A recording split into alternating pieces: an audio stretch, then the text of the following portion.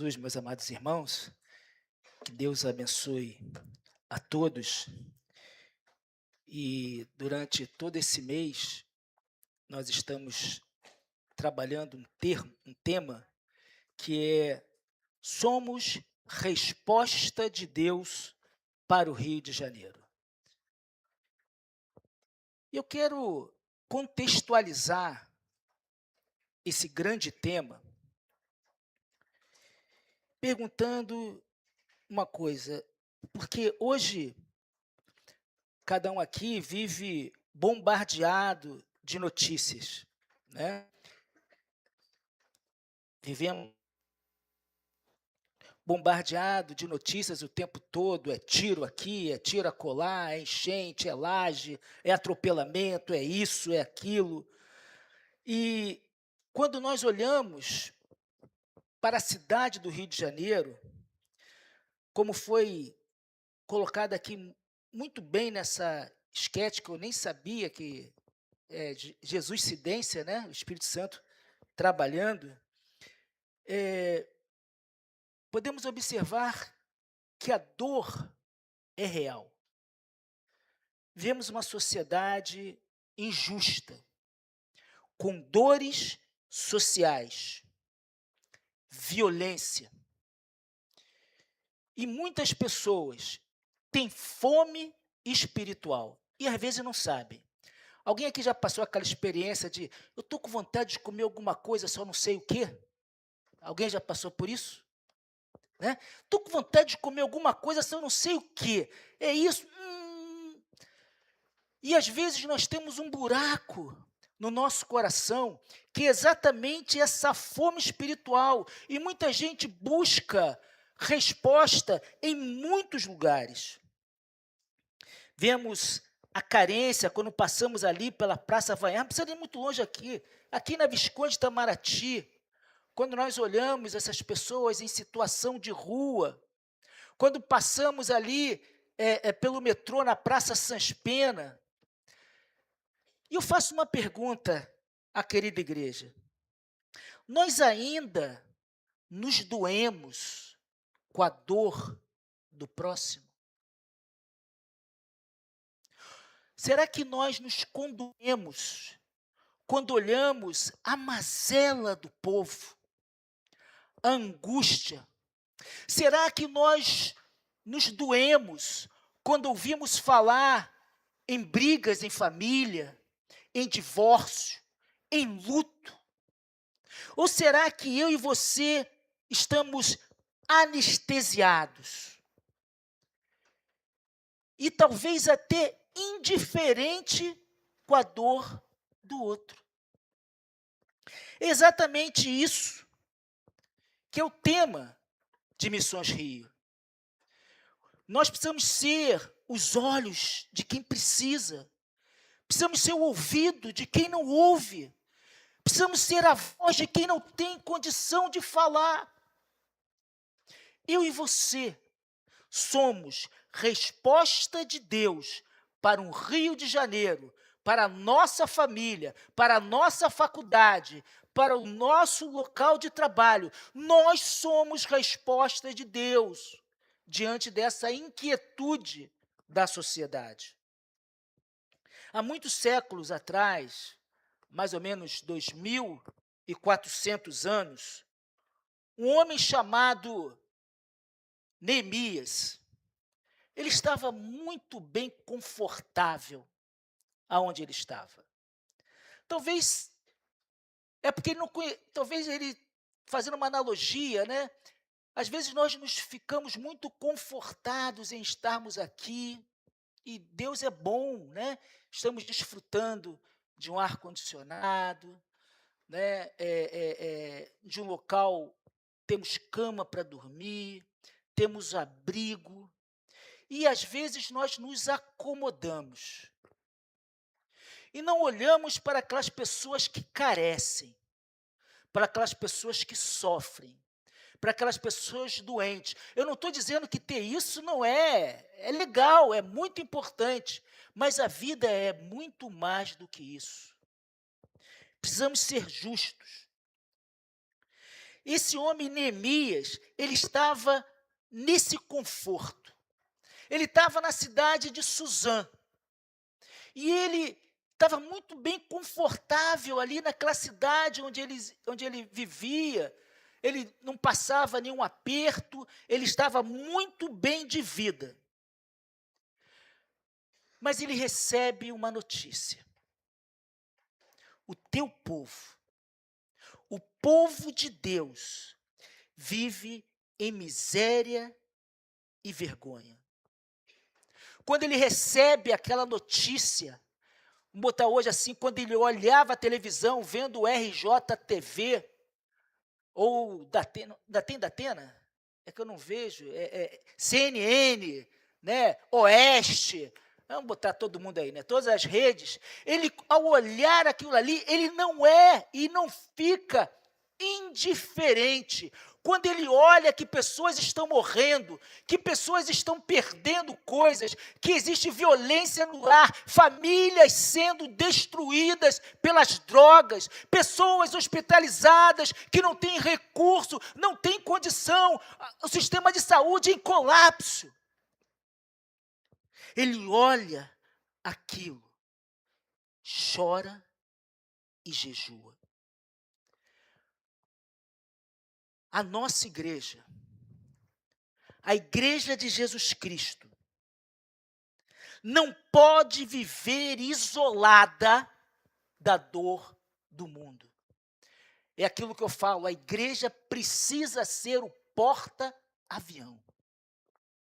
Ela precisa entender que ela tem tudo, mas a missão dele é lançar pessoas para abençoar outras pessoas. Por isso eu convido a querida igreja a acessar ou a abrir as suas Bíblias no livro de Neemias,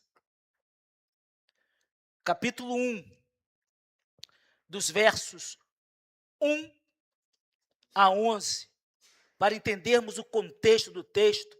Eu vou estar lendo na versão Nova Almeida Atualizada, a NAA, que diz assim: palavra de Neemias, filho de Racalias, no mês de Quiriseu, no 20º ano, quando eu estava na cidadela de Suzã, veio Hanani, um dos meus irmãos, com alguns homens de Judá. Então, lhes perguntei a respeito dos judeus que escaparam e sobreviveram ao exílio a respeito de Jerusalém. E eles responderam: os restantes, os que sobreviveram ao exílio, que se encontram lá na província, estão em grande miséria e humilhação. As muralhas de Jerusalém continuam em ruínas e os seus portões foram destruídos pelo fogo. E olha a compaixão desse homem, que estava bem, que estava tranquilo. Quando ele ouve esse relato, quando ele ouve a notícia, o texto diz: quando ouvi estas palavras, eu me sentei, chorei e lamentei por alguns dias. Igreja, quando nós olhamos a desgraça, que é a falta da graça em muitas vidas, será que nós refletimos? Será que nós choramos? Será que nós lamentamos?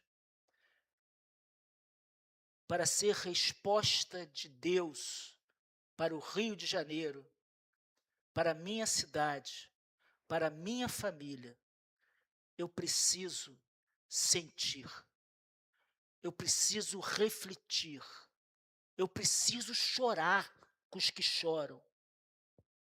E ele continua dizendo: ah, Senhor meu, Deus do céu, grande e temível, que guarda aliança e a misericórdia para aqueles que te amam e guardam os teus mandamentos. Estejam atentos os teus ouvidos e os teus olhos abertos para que atenda a oração do teu servo, que hoje faço diante de ti, dia e noite, pelos filhos de Israel, teus servos. Será que quando nós aqui da Tijuca ouvimos que há um tiroteio no Borel, com Casa Branca, Morro dos Macacos, Mangueira, será que nós olhamos essas notícias com compaixão pelas vidas que estão sendo oprimidas? Será que nós conversamos com Deus e pedimos que Ele venha fazer a diferença? E Ele continua: faço confissão dos pecados dos filhos de Israel, os quais temos cometido contra ti. Eu e a casa de meu pai pecamos. Temos procedido de forma totalmente corrupta contra ti e não guardamos os mandamentos, nem os estatutos, nem os juízos que ordenaste a Moisés. É interessante que ele vai cirurgicamente na causa. A causa daquele caos social, aquele caos espiritual, que aquele povo estava vivendo. Não era questão de governo, não era isso, mas era a nossa miséria, a nosso distanciamento, a nossa corrupção, por não guardarmos o que Deus ensina para sermos. E ele continua: lembra-te da palavra que ordenaste a Moisés, teu servo, dizendo: se forem infiéis, eu os espalharei entre os povos, mas se vocês se converterem a mim e guardarem os meus mandamentos, eu os cumprirei. E então, ainda que seus desterrados estejam em lugares mais diferentes da terra, de lá ajuntarei e trazei para o lugar que escolhi para fazer habitar em meu nome. Estes ainda são teus servos, o teu povo, que resgataste com grande poder, com a tua mão poderosa. E Neemias exclama: ah, Senhor, estejam atentos os teus ouvidos à oração do teu servo e à oração dos teus servos, que se agradam em temer o seu nome. Faça com que teu servo seja bem-sucedido e hoje encontre misericórdia diante desse homem. Ele está falando sobre o rei. Nesse tempo, eu era copeiro do rei. Senhor, nosso Deus e Pai, que a tua palavra, Senhor, encontre aplicação na vida do teu povo, Senhor. Usa, meu Pai, como instrumento do Senhor. Ó Pai, que o meu pecado, Senhor, a minha iniquidade, ó Pai, não venha atrapalhar, ó Pai, a mensagem clara que tu queres passar ao teu povo nessa manhã. É a oração que eu te faço em nome de Jesus. Amém. Queridos, ao ouvir esse relato histórico, vamos aprender com esse servo de Deus chamado Neemias, que transforma compaixão, porque nós temos compaixão, mas ele transforma a compaixão em oração. Ele transforma essa oração na presença concreta. Ele não fica só na oração, mas ele concretiza e transforma a realidade daquela cidade. Primeira coisa que eu quero destacar é o chamado que vem de longe. Neemias, de 1 a 3, ele ouve aquela história. A história começa em Suzã, bem distante de Jerusalém. Neemias, às vezes a gente, quando fala copeiro, a gente imagina um garçom, né? Aquele camarada que vai lá só servir, mas não é isso não. Neemias ocupava um cargo de grande prestígio. Ele fazia parte da segurança da corte persa como copeiro.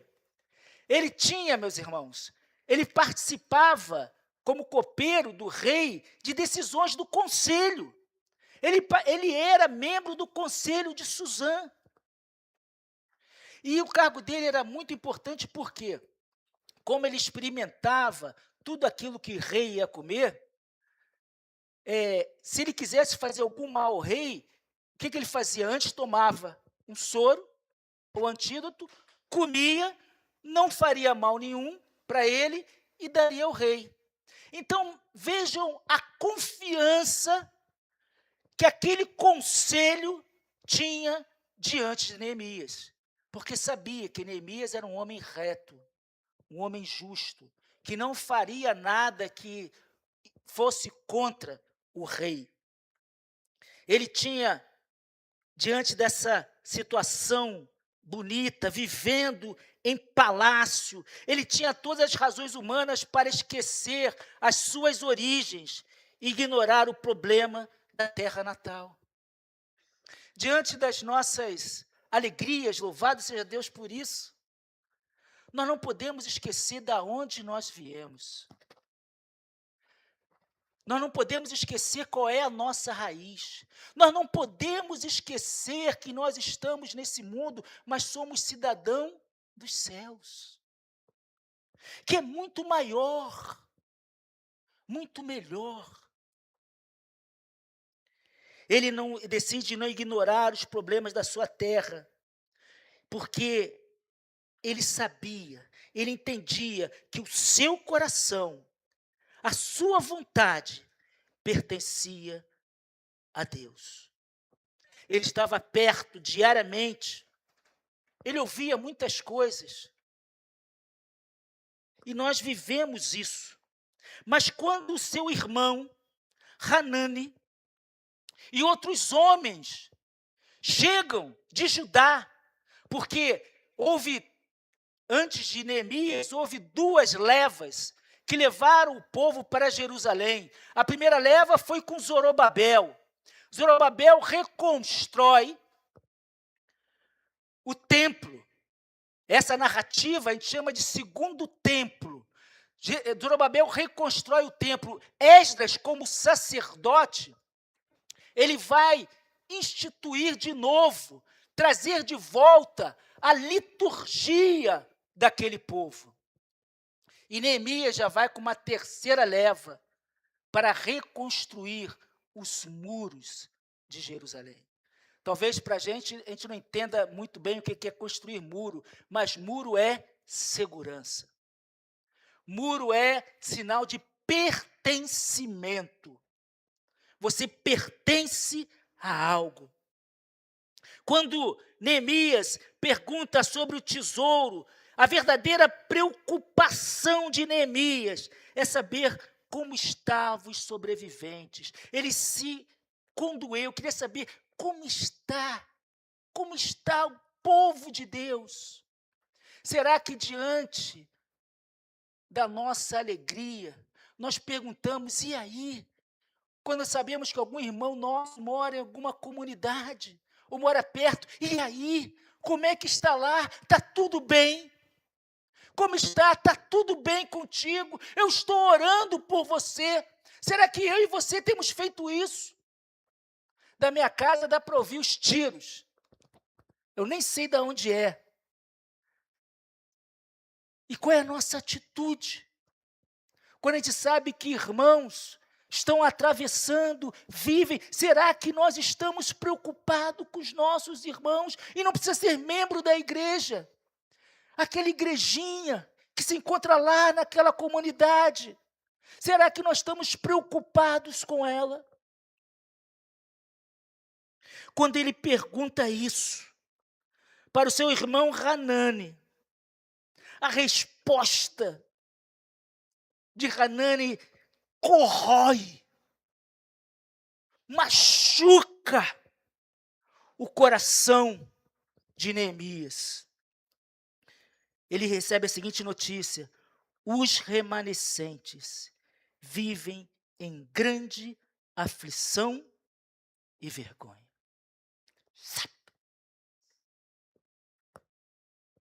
Os muros de Jerusalém continuam derrubados. As portas da cidade, obrigado, minha irmã. As portas da cidade foram queimadas ao fogo.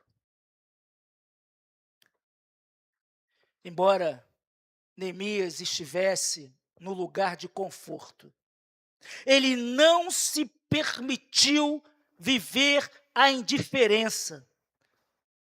Ele foi solidário.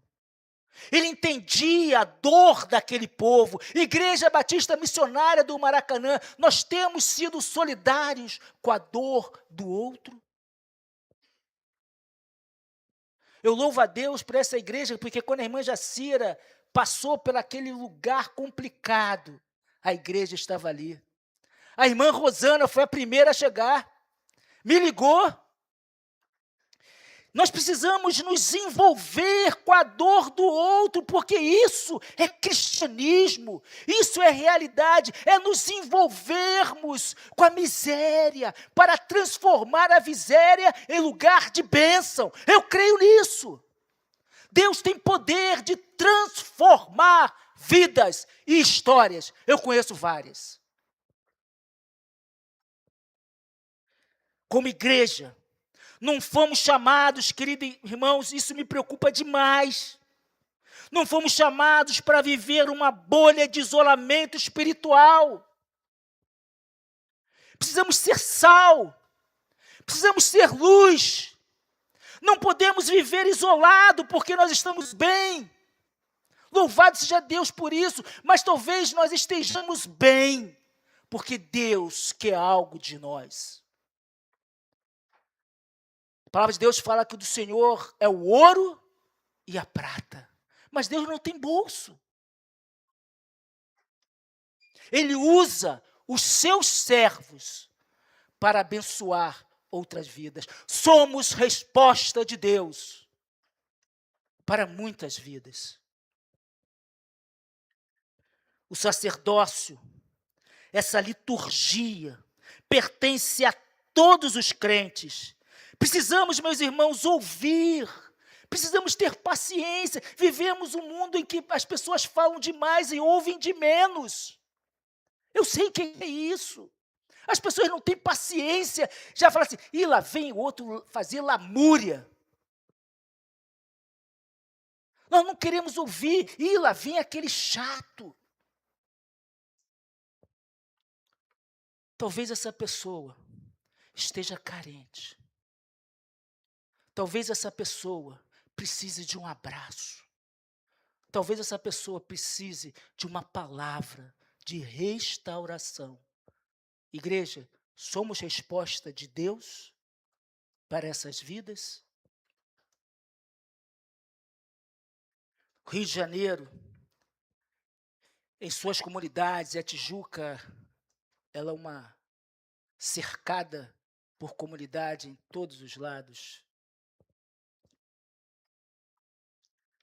Vivemos essas dores sociais, violência urbana, carência espiritual. É exatamente fazendo um paralelo àquilo que Neemias ouviu. Nós não podemos, querida igreja, nós não podemos fechar os nossos olhos só porque a dor está do outro lado da calçada. Precisamos ser resposta de Deus. Precisamos abençoar vidas. Precisamos transformar a vida. E eu creio, gente, meu primeiro ministério foi de um lugar muito carente, em que as meninas se prostituíam por R$ 2. A igreja fez a diferença naquela comunidade.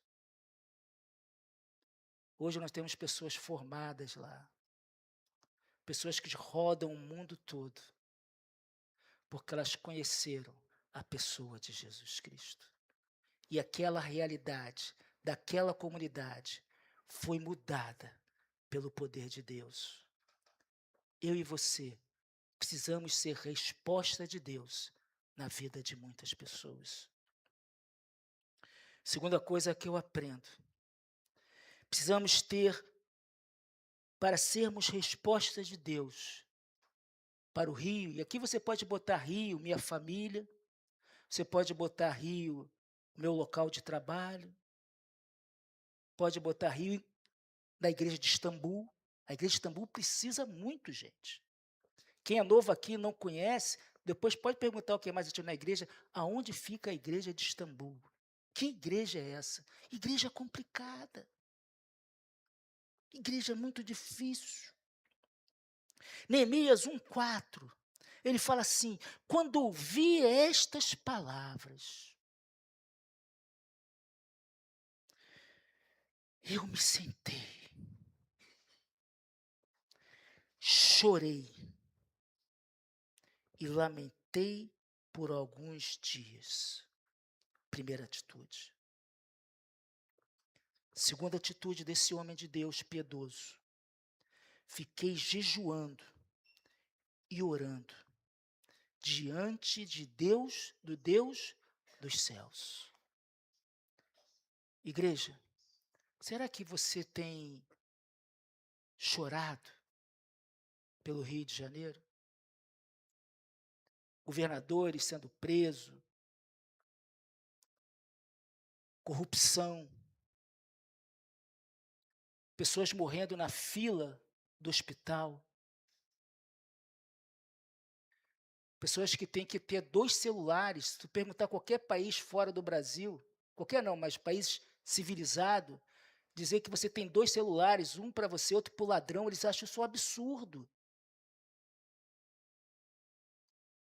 Será que você tem lamentado pela situação do Rio de Janeiro? O texto bíblico nos ensina que ao ouvir aquela palavra, Neemias não correu, e aí o evangelismo ele é muito prático. Ele não correu para fazer um plano de engenharia, para montar um comitê. E eu costumo dizer o seguinte, quem é da área vai entender o que eu estou falando. Quando você não quer resolver uma coisa, você cria um GT. É o tal do grupo de trabalho. Pastor Falcão até riu. Né? A convenção, quando não quer resolver um problema, ela cria um GT. Não, vamos criar um grupo de trabalho para ver se é possível fazermos a obra. Eu sou chato pra caramba, não sou, irmão Carlos? Eu não tenho paciência, o tempo urge. A mensagem de Deus é para agora. Neemias não recorreu a um comitê político de reconstrução. A primeira reação de Neemias, ela foi espiritual e emocional. Ele fala: assentei-me e chorei. Lamentei por alguns dias, estive jejuando e orando perante o Deus dos céus. Naquele momento, Neemias experimentou um luto genuíno. Isso é o caráter, é o traço de um líder cristão piedoso, uma compaixão verdadeira, custa alguma coisa. Ele quebra o seu orgulho e se mexe diante do conforto que ele estava. Eu fico muito preocupado, não aqui, mas em Istambul, pelo perigo do ativismo seco, o ativismo sem lógica. É o envolvimento missionário verdadeiro, querida igreja. Nasce não de uma obrigação institucional. Você não vai cantar porque você está na escola. Você não vai estar lá na frente porque você está na escala. Você não vai dar aula porque você está na escala. Não! Vai além disso. É você entender que você é a resposta de Deus também para a nossa igreja. Você não trabalha porque você está na escala, mas nasce de um coração regenerado e identificado com o problema do outro. E aprenda isso, igreja. Antes de traçarmos qualquer estratégia, precisamos, acima de tudo, orar para que Deus quebre a dureza do nosso coração. Às vezes, quando você quer fazer uma coisa, eu costumo falar, tem pessoas que para cada solução, ela tem um problema. Conhece alguém assim? Para cada solução, vamos fazer isso. Para cada solução, arruma um problema. E isso impede. Eu não estou falando para nós sermos nécios, mas às vezes nós somos muito cartesianos. E a obra de Deus não funciona dessa maneira. Por isso, quando nós formos traçar uma estratégia, precisamos buscar em Deus, em Cristo, que quebre a dureza do nosso coração. Precisamos, querida igreja, enxergar a realidade da nossa cidade. Precisamos que isso incomode ao ver a dor do povo. Isso incomode a cada um de nós. E nós dobremos os nossos joelhos no chão. Lá em Istambul, culto de quarta-feira, é 5, 6 pessoas. Lá em Istambul, vigília, é meia dúzia de 3. Festa, lotado. Precisamos, igreja, nos humilhar. Precisamos, meus irmãos, descer do nosso pedestal e nos incomodarmos de maneira positiva com o sofrimento do outro. Dos versos 5 a 11, Neemias faz uma oração unida a uma confissão de fé. Essa oração de Neemias é um modelo teológico profundo que a igreja contemporânea precisa viver. E ela é baseada em 3 pilares. Eu creio, em nome de Jesus, que essa igreja viverá e continuará vivendo esses 3 pilares. Primeiro pilar, Neemias, quando ele não ora para qualquer um, mas ele reconhece o caráter de Deus, ele reconhece a soberania de Deus, ele começa a oração exaltando o nome de Deus. E ele fala: ó Senhor, Deus dos céus, Deus grande e temível, que guarda a aliança e a misericórdia para aqueles que te amam. O que Neemias está falando ali? O que Neemias fala nessa oração? Ele sabe que, embora a situação daquele povo em Jerusalém fosse desesperadora, Deus continua no seu santo trono. Ele tem controle de todas as coisas. Ao olharmos para a cidade do Rio de Janeiro e vermos grandes desafios, temíveis, misérias, que nós possamos lembrar que Deus continua no seu trono. Segunda coisa que nós entendemos nessa oração de Neemias é a confissão coletiva de pecado. Neemias não aponta o dedo para o erro dos outros. Nós temos esse hábito de apontarmos, sabe que é rua? Porque é cacudo. Porque ele está... nós não entendemos a essência. Eu atendo pessoas de outros lugares que eu fico apavorado com as histórias que eu ouço. De pessoas que vivem situações que eu não aguentaria. É muito fácil julgar sem sentar para ouvir. É exatamente isso que Neemias faz. Ele não aponta o dedo, olha, vocês estão assim, por que vocês fizeram isso? Não. Ele assume também a sua responsabilidade como parte dessa nação. Olha o que diz Neemias: faço confissão pelos pecados. E ele muda o verbo. Pois nós pecamos contra ti. Sim, eu e a casa de meu pai pecamos. Para sermos resposta de Deus, precisamos reconhecer verdadeiramente como nós somos. Reconhecer que muitas coisas que acontecem por aí também é culpa nossa. Edmund Buchmann, ele fala que para que o mal prevaleça, basta que os homens de bem permaneçam calados. Às vezes nós pecamos por omissão. E a palavra de Deus fala que aquele que sabe fazer o bem e não faz, este comete pecado. Exatamente isso que Neemias está falando. Ele reconhece que a crise também passa pela quebra da comunhão daquele povo e dele com o Senhor.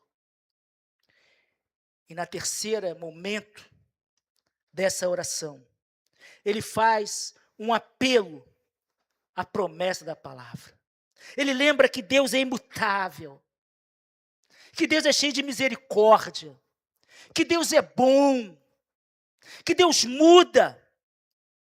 Ele lembra que foi prometido a Moisés que se seu povo se arrependesse e voltasse para ele, mesmo que Deus estivesse espalhado aquele povo pela terra, o Senhor reuniria de volta. Neemias, ele baseia a sua oração na petição imutável da fidelidade de Deus. Podemos confiar num Deus que é imutável. Deus é bom.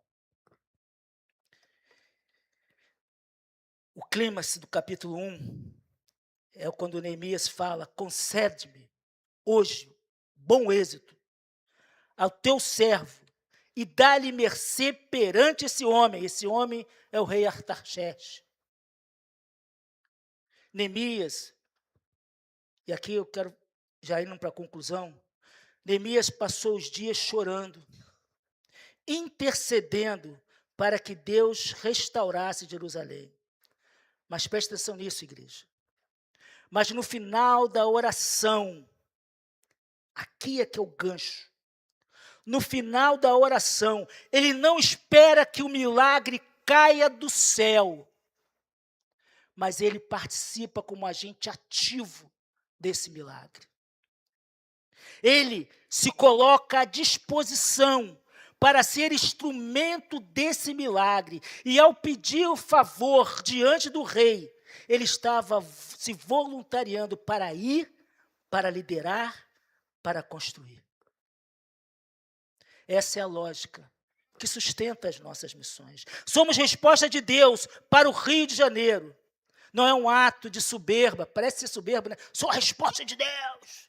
A gente pensa que é soberba, mas não é isso. Não é um ato de soberba ou autoconfiança. É a extensão da nossa fé. Saber em quem nós cremos. A igreja que realmente ora pela sua cidade é a mesma igreja que se levanta para servi-la. Você tem servido? Concluindo, enquanto o Ministério de Louvor vem aqui à frente, Neemias ouviu. Primeira coisa que ele faz, ele ouve. Nós precisamos ouvir o clamor da nossa cidade. Precisamos ouvir o clamor das nossas famílias. Precisamos ouvir o clamor das pessoas. Neemias chorou. Eu sei que isso é difícil, mas nós precisamos nos envolver emocionalmente e espiritualmente com as mazelas da nossa cidade. Precisamos entender. Quando a gente tem aqui o culto azul, ali agora para a Flávia, me lembrei. Quando a gente tem o culto azul, nós precisamos ser resposta de Deus para as famílias atípicas. Precisamos ser resposta de Deus para essas crianças. Precisamos ter o ouvido sensível a ouvir na nossa roda de bate-papo as dores, meus irmãos, que vocês não têm ideia do que essas famílias passam.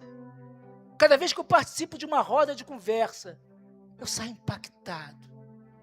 Me pergunto, Senhor, o que eu posso fazer para ser tua resposta diante dessas famílias? Neemias confessou. Nós precisamos, igreja, confessar arrependimento pelas vezes que fomos omissos, pelas vezes que demos de ombro, pelas vezes que falamos, isso não é comigo, isso é problema dele, é problema dela. Somos omissos.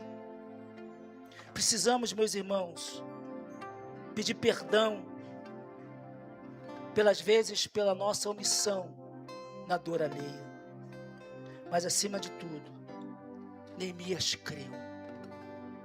E é isso que eu quero que essa igreja viva. Precisamos crer. É isso que Neemias faz. Nós marchamos na certeza de que Deus tem um projeto para essa igreja, para a tua família, para a tua vida, para a cidade do Rio de Janeiro. Nós somos resposta de Deus. Precisamos cultivar o clamor.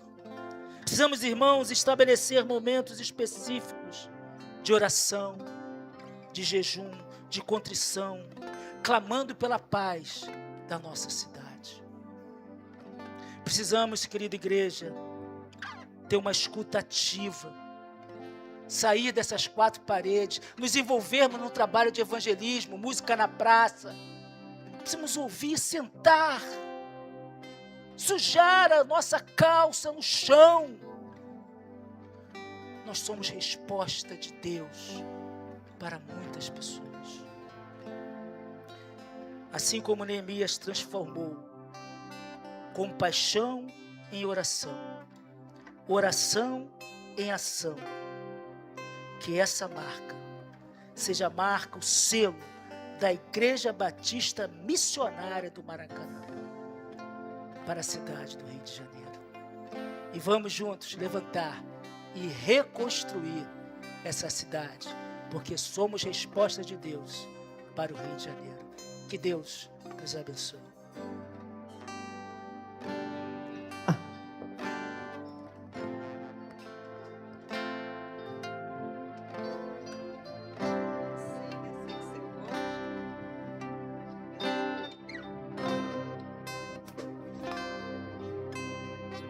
Deus nos chama a agir sem olhar para trás, a compartilhar a mensagem da paz, anunciar que há um Deus vivo que pode mudar, transformar, que parece perdido.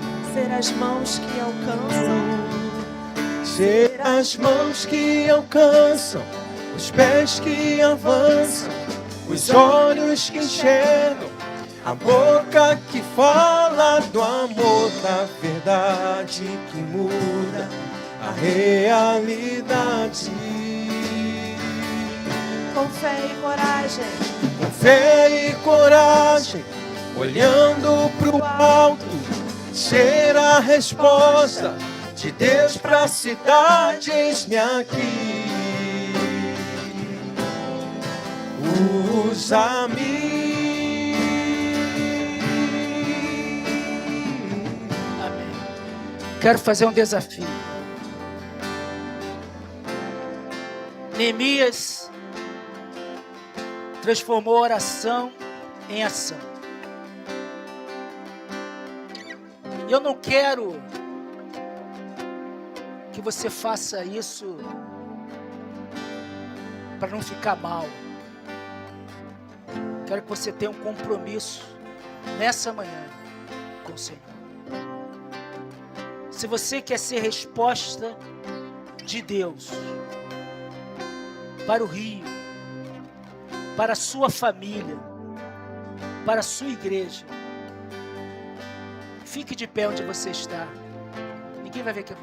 Glória a Deus.